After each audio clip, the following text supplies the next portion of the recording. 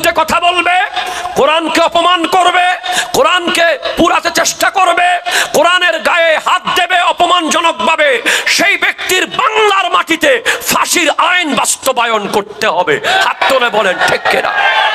North south ইউনিভার্সিটিতে কোরআনুল করিম অবমাননা করেছে। নাউজুবিল্লাহ, জোরে বলেন না। এর চেয়ে বহু বড় বড় কাবিল কাবিল মাস্টার আগে কোরআন অবমাননা করেছে, এদের অস্তিত্ব পৃথিবী থেকে বিলীন হয়ে গেছে। ঠিক কিনা কথা বলেন? কোরআন হলো এই পৃথিবীর জীবন্ত গ্রন্থ। তুমি প্রশ্ন করলেই উত্তর পাবে এমন প্রাণবন্ত। যদি প্রশ্ন করো কোরআন তোমার দেশের বাড়ি কই, উত্তর দিবে লৌহে মাহফুজ, ঠিকানাহীন নই। ঠিক কিনা কথা জোরে বলেন?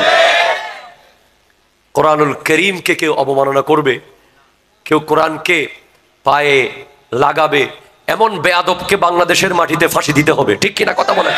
হাত তুলে বলেন ঠিক কিনা বলেন? যারা কোরআনের বিরুদ্ধে কথা বলবে, কোরআনকে অপমান করবে, কোরআনকে পুরাতে চেষ্টা করবে, কোরআনের গায়ে হাত দেবে অপমানজনকভাবে, সেই ব্যক্তির বাংলার মাটিতে ফাঁসির আইন বাস্তবায়ন করতে হবে। হাত তুলে বলেন ঠিক কিনা?